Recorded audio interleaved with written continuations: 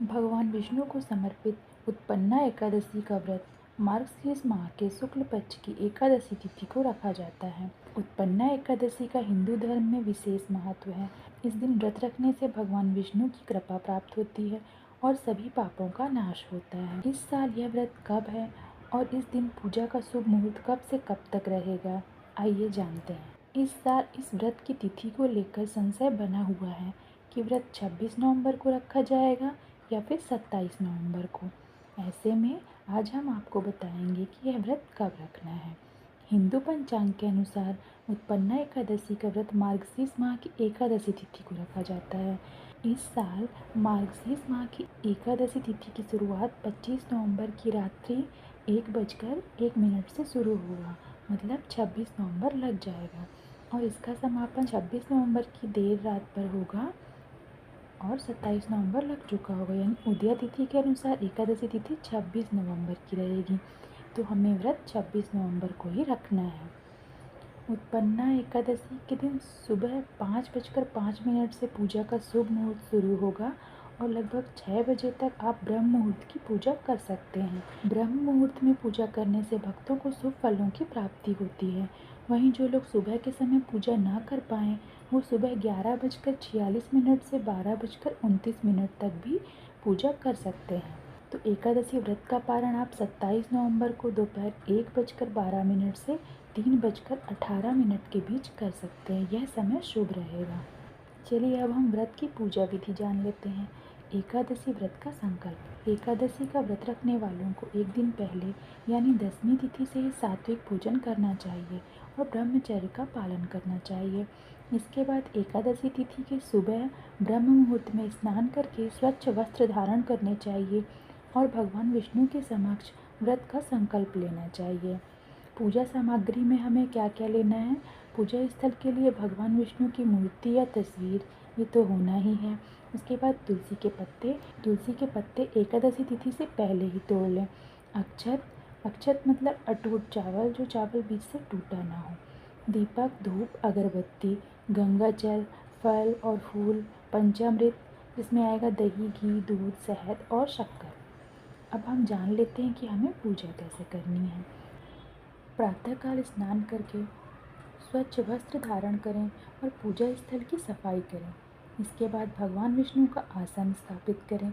गंगा जल से भगवान विष्णु का जलाभिषेक करें। इसके बाद भगवान को पीले वस्त्र अर्पित करें। तुलसी दल, फूल, अक्षत और फल पूजा के दौरान आपको भगवान विष्णु को अर्पित करने चाहिए। दीपक जलाकर विष्णु सहस्त्र नाम का पाठ करें या ओम नमो भगवते वासुदेवाय मंत्र का जाप करें। इसके बाद आप भगवान विष्णु को भोग लगाएं और अंत में आरती करें। व्रत रखने वालों को दिन भर उपवास का पालन करना चाहिए। हालांकि नियमित मात्रा में फलाहार इस दिन किया जा सकता है। रात में भगवान विष्णु के भजन कीर्तन करें और संभव हो तो जागरण करें। व्रत का पारण। अगले दिन द्वादशी को सूर्योदय के बाद एकादशी का पारण आपको करना है। व्रत का पारण आप आंवला, खीर आदि खाकर कर सकते हैं। व्रत के पारण के साथ ही ब्राह्मणों को भोजन कराना और यथासंभव दान करना भी शुभ माना जाता है। अगर आप ब्राह्मणों को भोजन नहीं करा पा रहे हैं तो आप अन्नदान कर सकते हैं। उत्पन्ना एकादशी का व्रत रखने से भगवान विष्णु की कृपा भक्तों को प्राप्त होती है। साथ ही आपकी मनोकामनाओं को भगवान विष्णु जल्द ही पूरा करते हैं। इस दिन व्रत रखने वालों को पारिवारिक जीवन में भी सुख समृद्धि की प्राप्ति होती है। ओम नमो भगवते वासुदेवाय। उत्पन्ना एकादशी का महत्व। धर्मराज युधिष्ठिर कहने लगे कि हे भगवान, मैंने कार्तिक शुक्ल एकादशी अर्थात प्रबोधिनी एकादशी का सविस्तार वर्णन सुना। अब आप कृपा करके मुझे मार्गशीर्ष माह के कृष्ण पक्ष की एकादशी के विषय में भी बतलाइए। इस एकादशी का क्या नाम है तथा इसके व्रत का क्या विधान है, इसकी विधि क्या है, इसका व्रत करने से किस फल की प्राप्ति होती है। कृपया यह सब विधान पूर्वक कहिए। भगवान कृष्ण बोले, मार्गशीर्ष माह के कृष्ण पक्ष में आने वाली इस एकादशी को उत्पन्ना एकादशी कहा जाता है।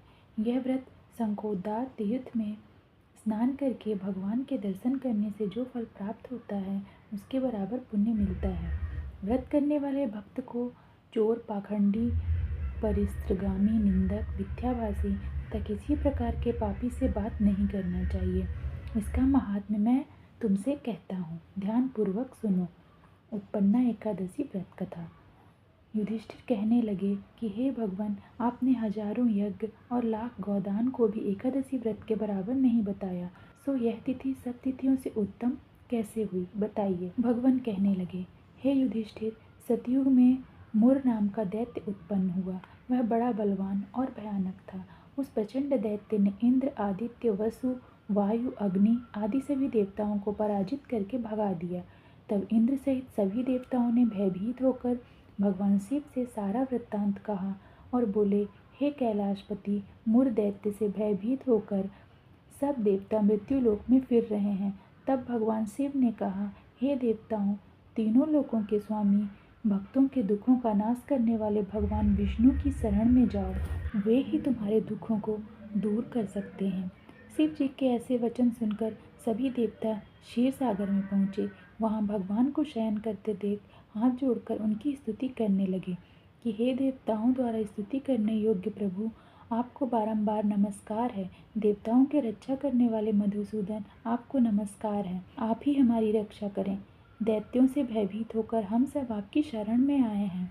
आप इस संसार के कर्ता, माता पिता, उत्पत्ति और पालन करता और संहार करने वाले हैं। सबको शांति प्रदान करने वाले हैं। आकाश और पाताल भी आप ही हैं। सबके पितामह ब्रह्म, सूर्य, चंद्र, अग्नि, सामग्री, होम, आहुति, मंत्र, तंत्र, जप, यजमान, यज्ञ, कर्म, कर्ता, भोक्ता भी आप ही हैं। आप सर्वव्यापक हैं। आपके सिवा तीनों लोकों में चर तथा अचर कुछ भी नहीं है। हे भगवान, दैत्यों ने हमको जीतकर स्वर्ग से भ्रष्ट कर दिया है और हम सब देवता इधर उधर भाग रहे हैं। आप उन दैत्यों से हम सबकी रक्षा करें। इंद्र के ऐसे वचन सुनकर भगवान विष्णु कहने लगे, हे इंद्र, ऐसा मायावी दैत्य कौन है जिसने सब देवताओं को जीत लिया है? उसका नाम क्या है? उसमें कितना बल है और किसके आश्रय में है तथा उसका स्थान कहाँ है? यह सब मुझसे कहो। भगवान के ऐसे वचन सुनकर इंद्र बोले, भगवान, प्राचीन समय में एक नाड़ी जंग नामक राक्षस था। उसके महापराक्रमी और लोक विख्यात मुर नाम का एक पुत्र हुआ।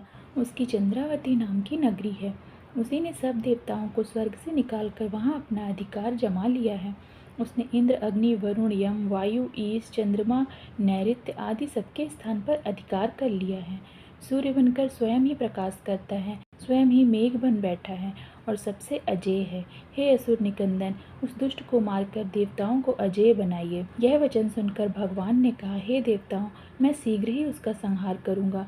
तुम चंद्रावती नगरी जाओ। इस प्रकार कहकर भगवान सहित सभी देवताओं ने चंद्रावती नगरी की ओर प्रस्थान किया। उस समय जब दैत्य मुर सेना सहित युद्ध भूमि में गरज रहा था, उसकी भयानक गर्जना सुनकर सभी देवता भय के मारे चारों दिशाओं में भागने लगे। जब स्वयं भगवान रणभूमि में आए तो दैत्य उन पर भी अस्त्र शस्त्र आयुध लेकर दौड़े। भगवान ने उन्हें सर्प के समान अपने बाणों से बींध डाला। बहुत से दैत्य मारे गए, केवल मुर बचा रहा। वह अविचल भाव से भगवान के साथ युद्ध करता रहा।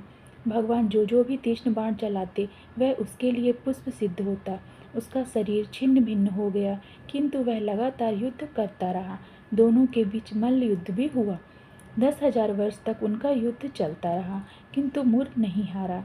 थक कर भगवान बद्रिकाश्रम चले गए। वहाँ हेमवती नामक सुंदर गुफा थी। उसमें विश्राम करने के लिए भगवान उसके अंदर प्रवेश कर गए। यह गुफा 12 योजन लंबी थी और उसका एक ही द्वार था। विष्णु भगवान वहाँ योग निद्रा की गोद में सो गए। मुर भी पीछे पीछे आ गया और भगवान को सोया देखकर मारने को उद्यत हुआ। तभी भगवान के शरीर से उज्ज्वल कांतिमय रूप वाली देवी प्रकट हुई। देवी ने राक्षस मुर को ललकारा, युद्ध किया और उसे तत्काल मौत के घाट उतार दिया। श्री हरि जब योग निद्रा की गोद से उठे तो सब बातों को जानकर उस देवी से कहा कि आपका जन्म एकादशी के दिन हुआ है, अतः आप उत्पन्ना एकादशी के नाम से पूजित होंगी। आपके भक्त वही होंगे जो मेरे भक्त हैं। जय श्री हरि। हे विष्णु भगवान, जो भी इस समय आपकी कथा सुन रहे हैं, उनके ऊपर अपनी कृपा बनाए रखना।